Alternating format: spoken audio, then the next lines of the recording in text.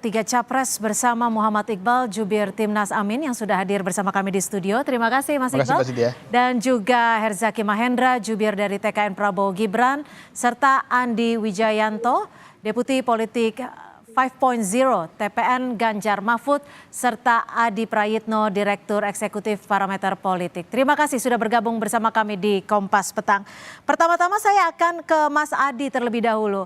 Mas Adi, saling serang kembali terjadi. Kalau kemarin di debat pertama sudah cukup panas, di debat ketiga ini pertemuan kembali terjadi dan kembali saling serang. Menurut Anda, apakah ada yang saintifik sangat berbeda? Saya kira dua hal, Cynthia. Pertama, ini menunjukkan bahwa debat capres yang ketiga ini eskalasinya jauh lebih agresif, jauh lebih memanas ketimbang debat yang pertama. Anies misalnya sejak statement pertama sudah secara terbuka menyerang Prabowo Subianto tentang food estate, termasuk soal prioritas pertahanan dan keamanan yang tidak melulu menggunakan pendekatan-pendekatan militer. Anies kan menyebut bahwa persoalan kebangsaan kita adalah seperti virus misalnya, seperti hacker ataupun korban-korban yang diakibatkan seperti narkoba dan seterusnya. Dan seterusnya dan seterusnya. Begitu banyak serangan-serangan. Artinya kalau di debat pertama Anies ini kan tidak terlampau ngegas di debat awal, Ya. tapi kemudian ini ditunjukkan semalam agak berbeda. Begitupun dengan Ganjar Pranowo yang di debat pertama memang agak sedikit soft dan kalem, tapi semalam Ganjar ini menurut saya justru kritikan-kritikannya sangat terukur dan sangat sulit untuk dibantah karena Ganjar bicaranya adalah tentang data-data. Ini yang sepertinya tidak digunakan secara maksimal oleh Pak Prabowo untuk membantah data-data yang disampaikan oleh Pak Ganjar yang dinilai tidak valid itu. Itu satu hal aspek yang saya sebut eskalasi dalam perdebatan tadi malam itu jauh lebih agresif ketimbang debat yang pertama. Yang kedua, debatnya bagi saya adalah cukup programatik ya.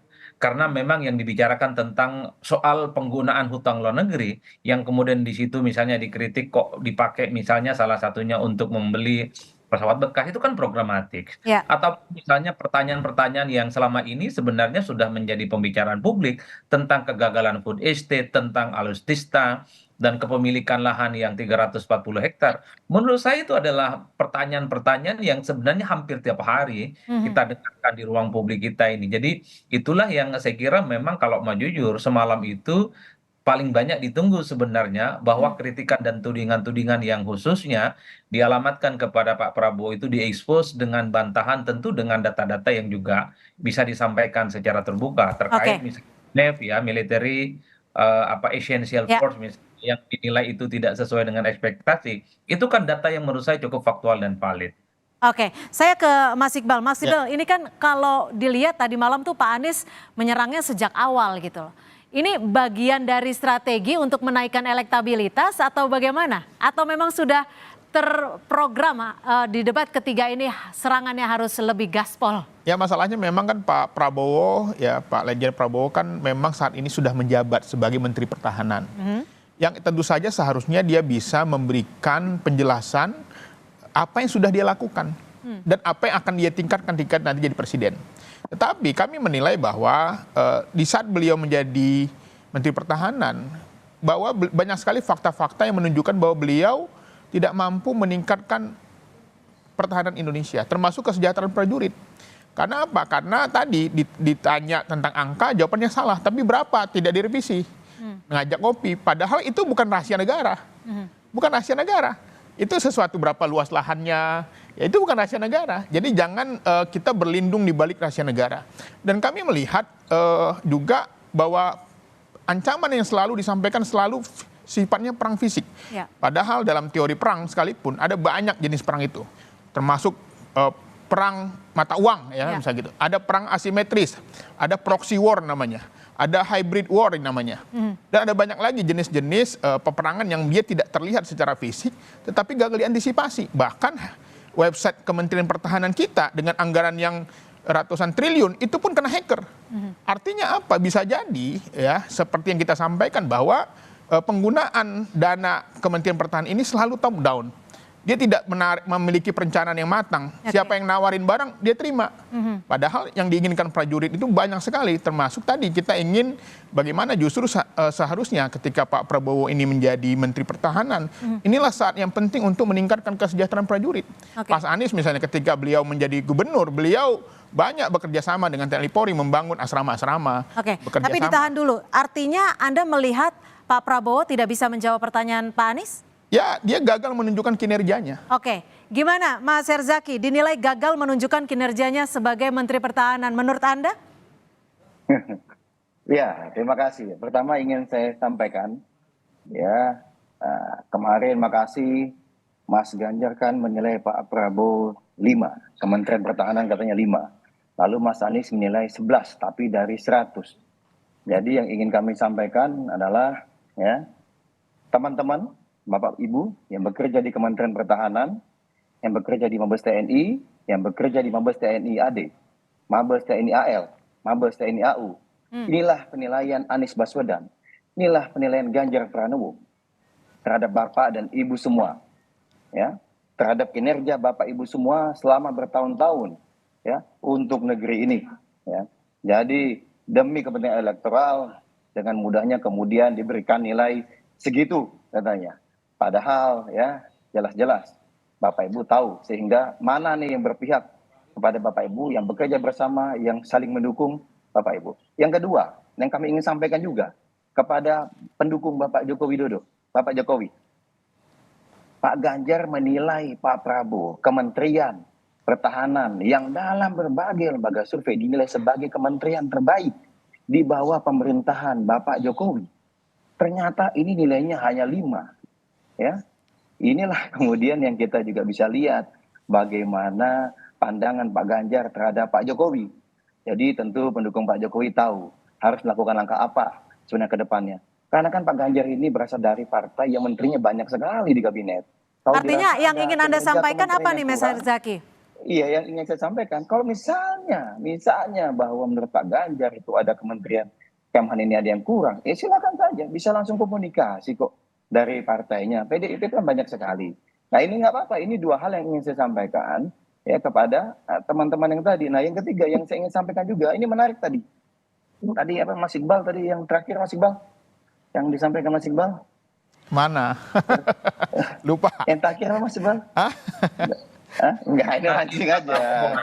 Soal rahasia yang bukan rahasia lagi. Iya. Bukan gini, saya yang menarik ini begini Mas Iqbal gitu loh, ya kan. Kita bicara ini salah satu yang menjadi concern kami itu terkait dengan etika sebenarnya. Saya melihat bahwa kemarin sangat baik sekali ya debat kemarin itu. Kenapa? Dalam konteks bagaimana Pak Prabowo itu benar-benar menjaga yang namanya etika. Beliau menteri, terikat sumpah dan janji. Ya kalau orang yang tidak menjadi Menteri Pertahanan bebas saja mengembar ini dan itu. Dan yang menariknya adalah tadi kita bisa tahu. Ini kan sebenarnya perdebatan ya. Ini kan kalau misalnya menilai Kementerian Pertahanan yang tadi saya sampaikan berbagai survei menunjukkan ini kementerian terbaik.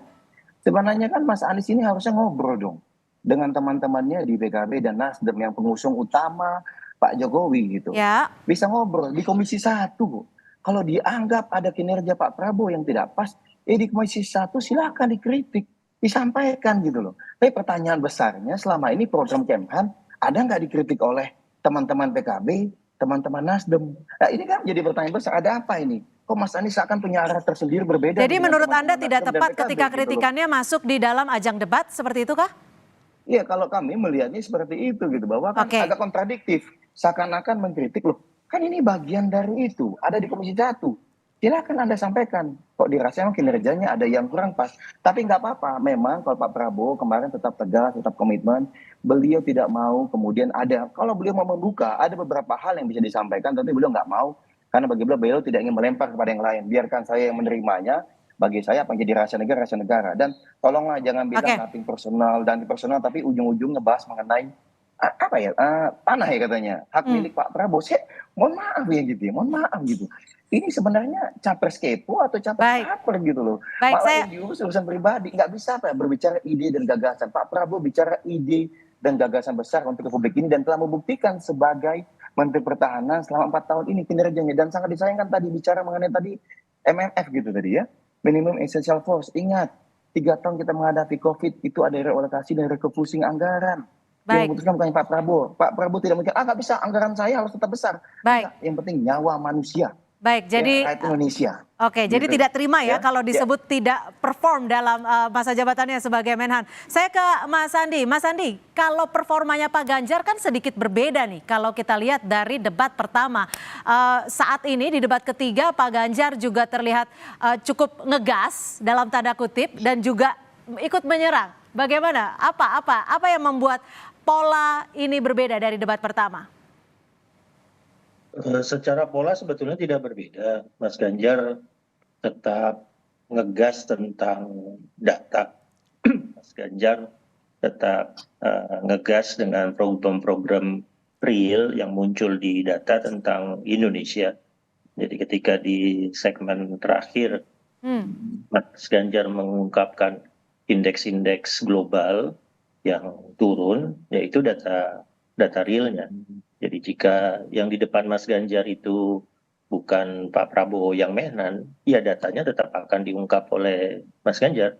Ya, ada belasan indeks global yang disiapkan oleh Mas Ganjar. Tadi saya dengan teman-teman wartawan membagi lengkap indeks-indeks yang kami kaji, dan memang kami kemudian menemukan kecenderungannya turun.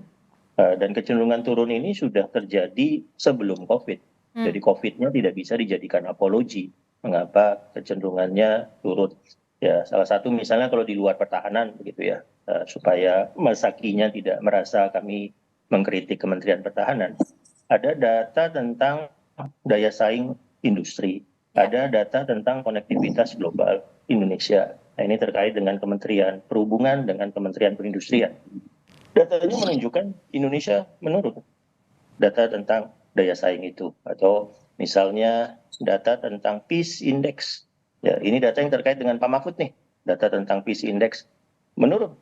Ya, tetap saja menurun. Jadi walaupun Menko Polhukam kami bertanggung jawab, misalnya untuk data Peace Index itu, kami harus menyampaikan bahwa indeksnya turun. Jadi mari kita menemukan akar masalahnya, mari kita menemukan sama-sama solusinya.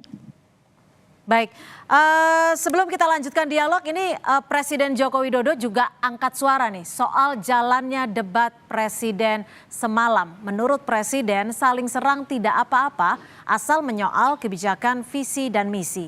Bukan serangan ke pribadi Capres. Dalam debat kemarin yang lebih terlihat justru saling serangnya. Kita simak.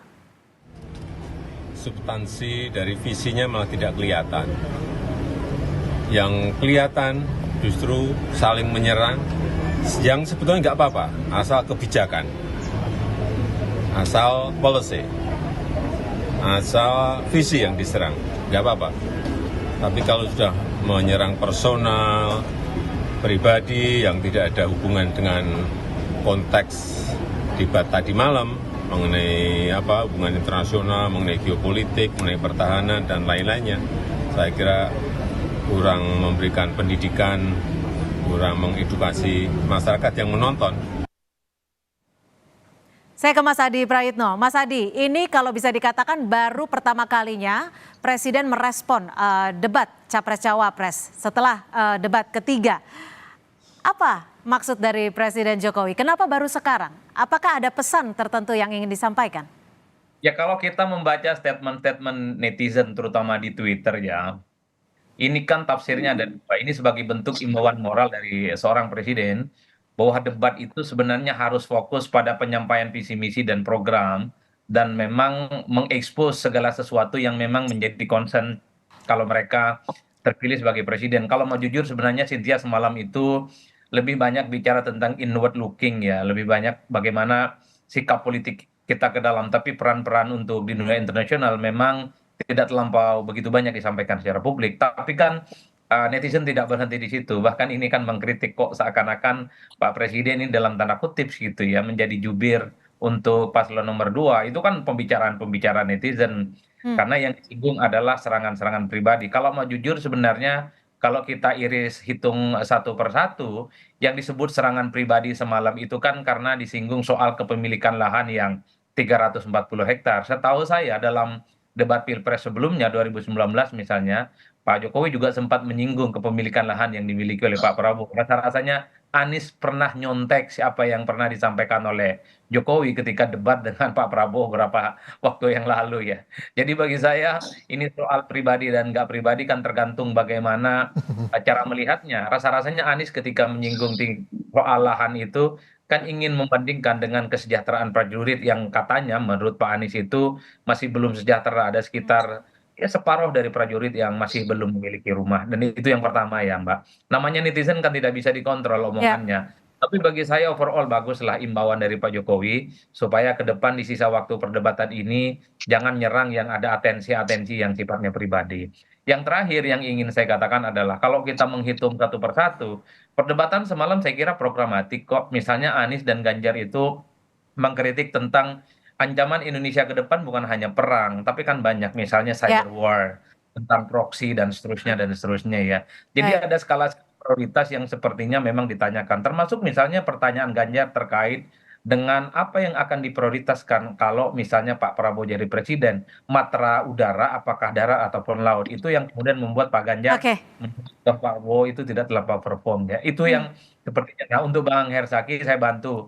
Pertanyaan dari Pak Iqbal itu sebenarnya ingin bilang begini, mana nih prestasinya Pak Prabowo? Udah itu saja tunjukkan. Kira-kira begitu, Baik. Pak. Baik, baik, ditahan dulu Mas Adi. Kita masih akan membahasnya 3 capres saling serang di debat ketiga. Tetap bersama kami di Kompas Petang.